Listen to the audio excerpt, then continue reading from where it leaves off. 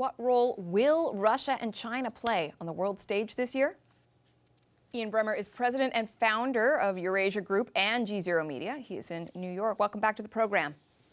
Glad to be with you. Ian, I want to start by asking you whether or not you agree with Canada's top soldier, General Wayne Eyre, that the world has passed a turning point in the global order. I think I do. Unfortunately, the most obvious point is that the peace dividend that we've lived with for 30 years is over. And the Europeans, of course, are experiencing that in the most direct and dramatic way. But we're not in a cold war with Russia. We're in a hot war with Russia. Now, it's a proxy war. We're fighting it through the Ukrainians, but the West, the United States, Canada, all of NATO are providing the intelligence, providing the money, providing the military support. And the Russians see this as a war against NATO. And we're not close to resolving this right now. In fact, it increasingly looks like it's going to expand and escalate. So that makes me deeply, deeply concerned. It's interesting that you say that because General Eyre warned earlier last year that, in fact, we were, in essence, already at war with Russia and China. Let's dig into both of those countries. Rogue Russia, that is your group's top risk for 2023. But you're talking about the shape of that threat changing a bit. Can you walk us through that? Well, the Russians very clearly cannot continue to succeed in this war militarily. The defense support that the Ukrainians have received primarily from the US and Poland and the UK, but from others as well, have stopped the Russians in their tracks on the ground and increasingly in the air over 2023 as well. Now, given that Putin is not going to simply surrender, he's not going to accept being humiliated, what's he going to do? And the answer is that Russia is increasingly becoming the most powerful rogue state in the world, kind of like Iran is a rogue state in the Middle East, but more broadly towards NATO. Now, what does it mean that Iran is a rogue state? Well, they engage in cyber attacks and espionage and drone strikes and proxy warfare and terrorism. And that's precisely what we're likely to increasingly see from Russia towards at least frontline NATO states and more broadly, that this is a country that we're doing everything we can to punish. And Putin is going to do everything he can to resist that. Increasingly, that won't just be limited to Ukraine. You say everything he can. You do warn in the report that when it comes to the nuclear aspect of things, the potential for mutually assured destruction, whether it's through accidents or miscalculations, is going to be higher this year than any time since the Cuban Missile Crisis in 1962. Why do you believe that? Well, because Russia is in a box, and there's no way for them to get back to the status quo ante before they started this invasion, and they're a nuclear power with 6,000 warheads. So, for example, the Ukrainians are engaging in counteroffensives. Let's assume that they're successful and they're able to break the Russian land bridge between Russia and Crimea, and they're able to retake some of the territory on the coast and use their HIMARS missile systems that they've gotten from the West to strike the bridge to Crimea, to strike Crimea itself. These are red lines for Putin. This is when a Russian government would start threatening much more directly use of weapons of mass destruction against Ukraine, tactical nuclear weapons, which is of deep concern to President Biden and to NATO leadership. Now, I think the likelihood of this is mercifully low.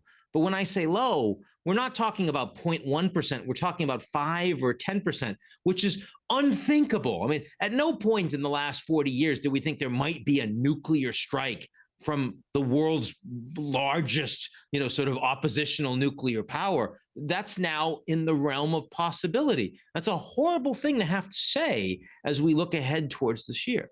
Yeah, I mean, you do make the point about it being mercifully low, which I hope will give people some comfort. But now I want to turn to another one of the threats that you're pointing to. China's President Xi Jinping, or as you put it in the report, Maximum Xi, clocks in at number 2. Can you explain your thinking there?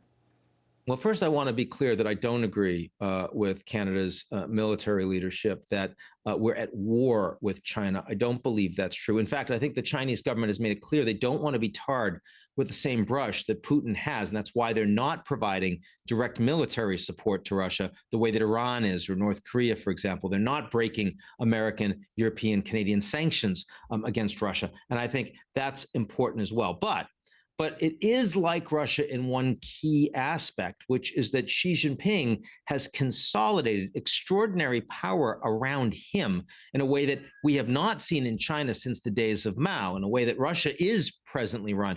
And that means he has yes men around him. He's not getting great information. He's not getting a lot of transparency in how he's doing on the ground. And he also doesn't have any checks and balances that prevent him from making major decisions, sometimes major mistakes. Now, we've seen the beginning of that with the dramatic end of zero COVID to maximum COVID, I guess, which is what their policy is right now. Everybody gets it, you know, it's like Oprah, but with COVID. Yeah, I'll never use that again, I promise. But the fact is that we don't have any information about those cases. Chinese are not providing it. They're not being transparent. We won't know if there are new variants that are dangerous that come out of China. That's a horrible position to be in. And it's not just true when we talk about COVID. It's true with the Chinese economy. It's true with China's national security. And so increasingly, China is becoming a greater risk factor because Xi Jinping can make greater mistakes that historically the Chinese government was much more loath to do. I want to close by talking about this country because your report does have a specific warning for Canada. Quote, deepening polarization and regional antagonism in Canada will add to growing political instability on the continent. Where'd you come up with that? How did you come to that conclusion? Well, as you know, we have a whole lot of Canadians at Eurasia Group, and they all keep telling me we need to talk more about Canada. So, you know, this is our gift. What I think is not that this is Canada's fault. Canada's population is, you know, a bell curve politically, just like America's population is.